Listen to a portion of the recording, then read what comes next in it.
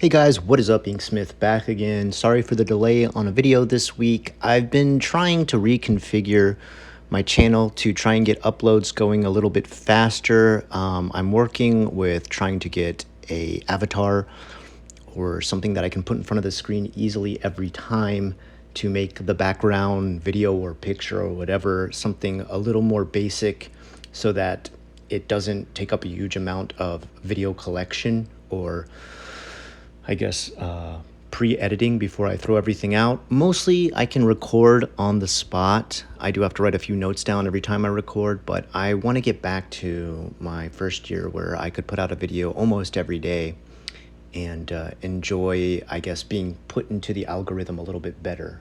The more YouTube begins to lock us down with everything they can find to shadow ban our videos, it's getting harder and harder to be seen.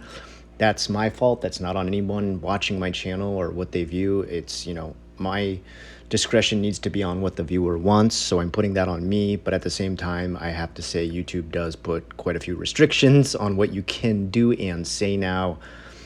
Even today, I'm going to be talking about comics and manga, and I have to be careful with what scenes I even show from those because, well, let's just say you're limited. You're limited with what you can show anymore. Anyway, let's get into it. Today we're going to talk about soft politics and hard politics within comics and manga, and how the hard politics of Western-style comics don't seem to work quite as well as the soft politics pushed in the Eastern manga. Now, if you don't already know, if you're new to my channel, I live in Japan. Obviously, I have a huge access to manga because of that. But when I went to college in America, my major was sequential art. If you don't know what that is, that's a fancy name for comic book drawing. So I do have quite a bit of a background in comic book drawing. I myself was more of a fan of comic books like Preacher or Sandman, more the Neil Gaiman types. I wasn't as big of a fan as pre-made superheroes that have been around for almost centuries now. It seems like almost a century. I don't think they've actually been around since a century, but it's at least been a good 50 years that some of these superheroes have been around. And, Japan has some of those too, especially when it comes to like the isekai type stuff. But I've noticed recently a lot of people, especially in the comic book industry, seem to really get up in arms about the left and the right arguing over what should be in a comic book. And you never see that here in Japan. There's no manga in Japan where people are complaining about any politics pushed within the manga. And if people want to say that's because manga doesn't deal with politics, well then no, you're just wrong. You've never read much manga. I mean, even Chainsaw Man itself, which is probably one of the most popular ones around right now, deals with an underclass being pressured by the 1%. If you can't read into that, then maybe analysis is not for you when it comes to any kind of media. So how does Japan get away with it? How do they put politics into their media and not have tons of angry viewers writing in or people having things like Comicsgate, which if you don't know, it's almost the same as Gamersgate, where there was like people on the far left and the far right, and each one pushing for censorship, non-censorship. Politics should be driven through comic books as allowed speech. Others saying it should be not as the main focus and should focus more on the story. Well, I think that's where Eastern manga and manhwa too have really done a great job with inserting their own politics and what they want to discuss. Most of the times when you do see politics inserted into Eastern style manga, you are dealing with a writer's personal opinion on how they view things. And they're telling you how they view things, their POV really, not in a pushy way, not in a way that says like, I look at the world this way and you should look at it this way too. Instead, they show it through either the eyes of their character, the setting, the environment, or the story. And they do so in a way that doesn't try to be overly harsh or, like I've just said now, soft or hard politics. They really deal with the more soft politics. And if we were to look at like countries that do something similar, it would be like China compared to Japan. In Japan, you don't see a lot of riots and uprisings against the government because when the government decides to influence other countries, they do it through softer aspects, such as anime, manga. People think Japan is cool for that kind of stuff, and they accept Japanese culture because they have a lot of those cool video games coming out of here. You know, we got Elden Ring, you know, a lot of cool manga, Kimetsu no Yaiba, also known as Demon Slayer. Mugen Train was huge in America back in 2021. Those are soft pushes for the politics from Japan, where people can look at influences from Japan or the East in general and say like, wow, like they really make some cool stuff out of there. Whereas you have someone like China, the CCP controlling their whole country, yelling at people for not allowing Chinese people to come into their country due to health restrictions and needing COVID tests, while they themselves bar outsiders from coming in due to the tyrannical rule of the CCP. Xi Jinping putting himself into a third session of being the prime minister, or I think it's called like the secretary when it comes to the ruler of China, and suppressing people with the zero COVID rule. That's all we get out of China. We get a lot of them copying stuff to make their own versions of like knockoff $5 Disney amusement parks, all kinds of stuff like that. There's not a lot of originality that comes out of China that we all point and look at and say like, this is definitely Chinese. What we do know China for is the tyrannical rule of the CCP, and that's hard politics, them pushing that. And that's kind of the difference you've seen between Western comics and Eastern manga. A lot of the politics pushed in these are pushed in two different ways. For example, let's take LGBTQ roles. There was quite a few comics last year that tried to push a lot of these themes into Western comic books. And look, I don't have a problem with there being gay, lesbian, queer, trans, any type of character in my manga or my comic. But what a lot of Western comics did was they took characters who had already been defined by years and years and years of an epic journey through their lore and try to force that on them. So, for example, we had Clark Kent's son being gay all of a sudden. We had transgender Joker getting pregnant in the comic books, which, like, that's fine if you want to have those characters, but to suddenly try to force them on characters people already have connected with in a certain way kind of makes you feel like you're having them forced onto those characters in the story that you've followed to force your politics on people who follow those characters.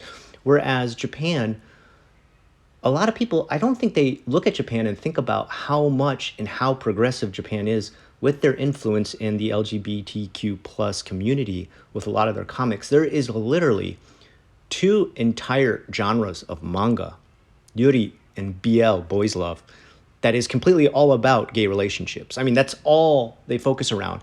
And they focus around them by making that the background agenda.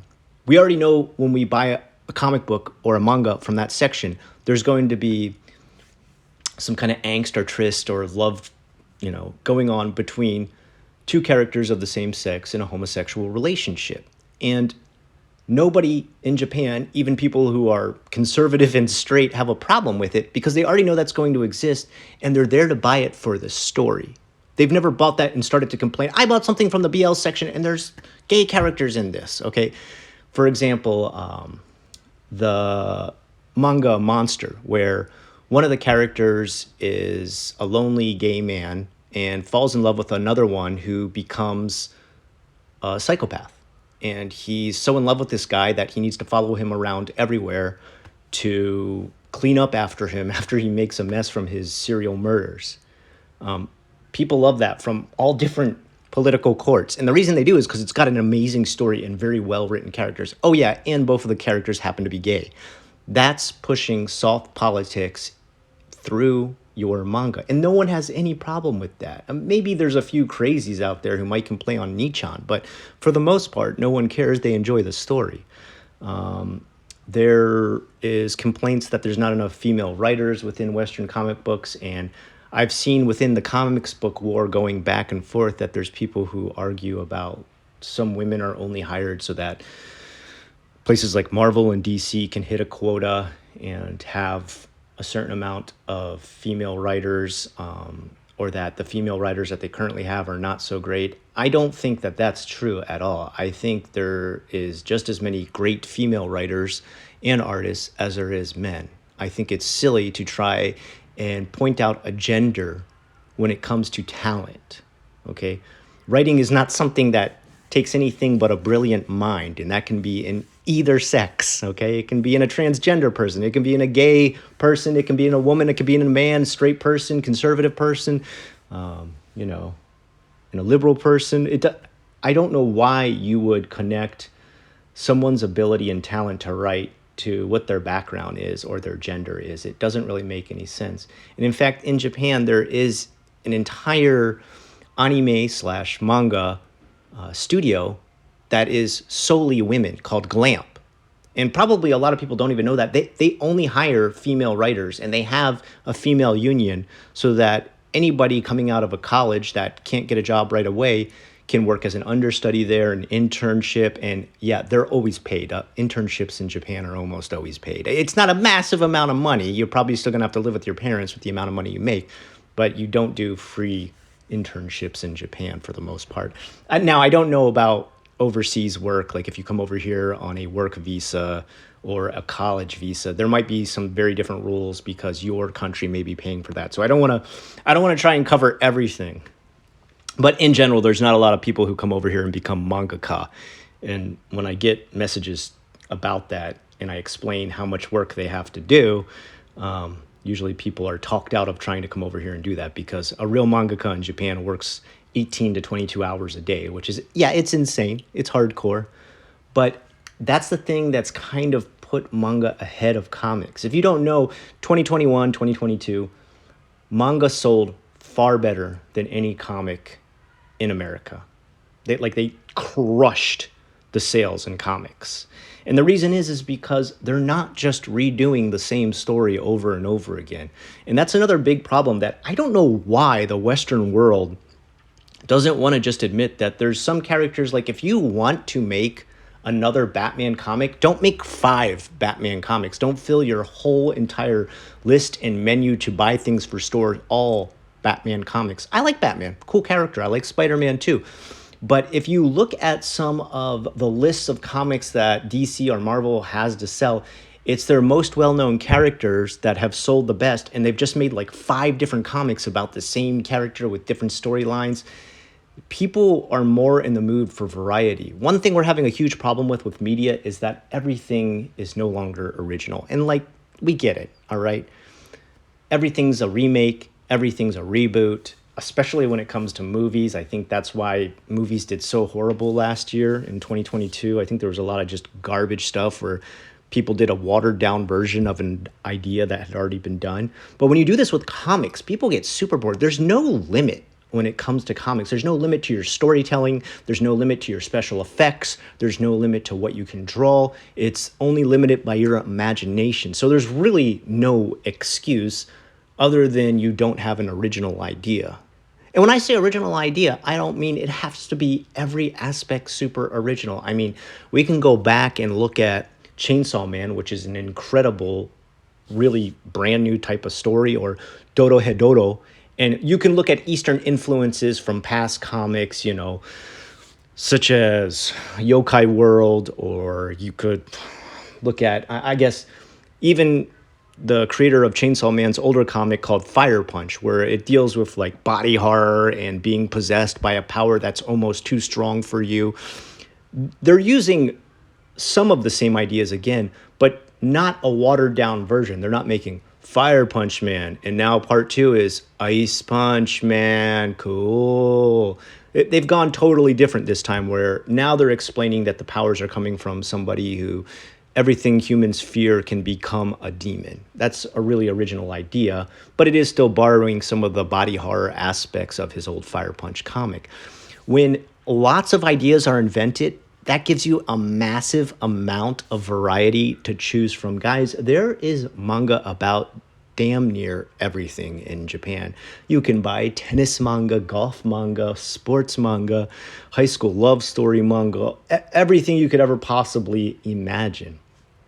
And I don't know why the Western world is not catching on to this, that they feel like they're stuck in these very, very isolated, I must make a superhero comic. Even when I look at indie stuff, a lot of these indie developers are just making their own version of superheroes. And it's like, have we not done superheroes enough? I love a good superhero story. I watched all the Marvel movies. I watched most of the DC movies. I've seen almost all that stuff. It's a really, really great expanded universe. And they've put tons of time and deserved a lot of the eyes that they had on them for a while for that first set of, what do they call it? Like phase one, phase two, whatever, Marvel.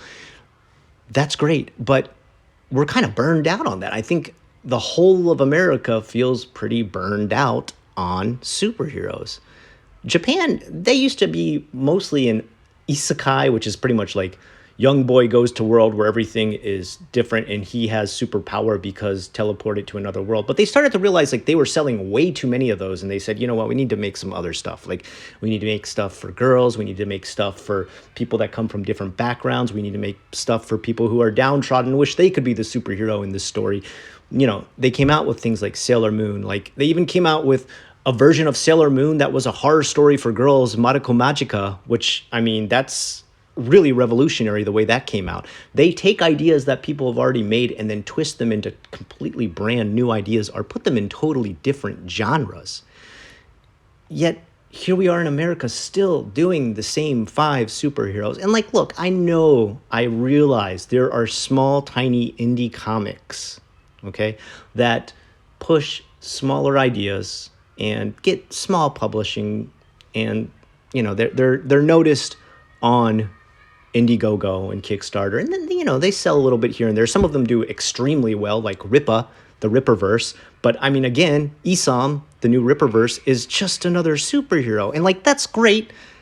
I'm really happy when I see an independent creator make it big. But I think one thing America needs to do is variety, variety, variety. I think if they really want to have a lot of these political stories and do the soft aspect of their own political agenda or problems that they see in the American populace, they need to push these things through having an agenda that's in the background of the story and writing a really good forward story about the character and setting that they've created. So, for example, we'll go back to Chainsaw Man. This is obviously about a man downtrodden by the system in debt, okay? He is absolutely crushed by the 1%. And when he becomes Chainsaw Man, that is pretty much the epitome of all the rage of those downtrodden by the government, by the police, by the law, by big corpo. I think we can all grasp that pretty easily. The same if you watch something like Dorohedoro. This is obviously a separation between the upper class and the lower class. It forces the viewer, the reader, to look at a society where the wizards are separated from the hoi polloi, the common class, the proletariat, and the bourgeoisie of the wizardry world that is floating above in the Ring City with Dorohedoro. So that's just another example of having a sort of soft push of clear classification between, I guess, an old-style feudalistic life that we ourselves live now, even though we try to convince ourselves we don't live in a world divided by wealth. So don't let anyone ever try to tell you or preach to you about how the reason anime and manga is so popular and way better is because there's no political agenda within the series or whatever you're watching, movies, etc. There definitely is. But once again, this is the difference between a soft sell and a hard sell. And I think the number one thing that separates them very clearly is the fact that the soft sell puts the story first and the agenda in the background as a slowly delivered and slow burn as far as what they're trying to expose, rather than just beat you over the head with it by being like, your character's gay now, it's gay, it's a gay character, did you know Superman's son's gay? Like, well, we get it, it's okay to have characters like that, it's okay to, you know, deal with people who are in a minority situation or dealing with prejudice or dealing with being downtrodden due to wealth, creed, code, race, background, tradition, culture. That is completely okay to push in a comic book. But the way you go about delivering it really makes a difference. And this is one thing Japan has learned how to do really well. And I feel like Western comics could do if they were just a little more tactful with how they deliver these ideas. I think a lot of these series that got shot down recently, like Miss Marvel, She-Hulk, there's some really great ideas within those series. And even the new comic books that come out where, like I said, Superman's son is gay. I think there's okay ways to deliver these things. But the problem is a lot of these writers are not good enough to stop beating their readers over the head with those ideas and simply make them an underlying agenda that is enriching the story rather than overriding it so profusely that the story is lost altogether, as is character development. Anyway, guys, that's just a personal opinion. Of course, I am welcoming anyone who disagrees or agrees below. You can tell me I'm a total idiot with what my ideas are today. That's totally fine. Just if you're going to insult me, also explain why I am an idiot. Let me hear your side of the argument. That's fine. I'd love to hear what your thoughts are on what your favorite comics, your favorite manga, your favorite anime series. What did you watch last year in 2022 that you really liked? What did you watch that you didn't like so much? I myself got through the Chainsaw series, Dorohedoro. I tried to watch Vinland Saga, but I just couldn't get that into it. I finished off the Made in Abyss series. With comic books these days, I really can't get into doing a lot of the Western stuff as far as following Batman and Superman and Spider-Man, Iron Man, all these different things. I read a couple that were written by Garth. Oh, what's his last name? I can't remember, but they're mostly body horror comics, and that's more of the kind of stuff I like Black Hole or I Dreamed a Body, things like that. Let me know what you guys think about comics in the West and, their Eastern counterpart, manga. Let me know what you guys find the most intriguing as far as the development goes and what kind of stories you enjoy the most, whether it be a comic book, a manga, or a movie or an anime-based movie. I will say one thing Japan does very poorly. This is kind of a hit against Japan, is when they try to make their anime series into a live action. For example, Shingeki no Kyojin, Attack on Titan. That's pretty bad. I've seen a few of them because they come out in the theaters here in Japan, like Detroit Metal City. That's another bad adaptation. Higurashi no Koroni, When They Cry. Another really horrible adaptation into a live action film. So, feel free to hit me up with that side of the argument as well, because you're definitely going to make a good argument if you say, well, America does movies better. Oh, yeah, that's definitely true. Anyway, until next time, I've been the Inksmith, and I'll talk to you again real soon.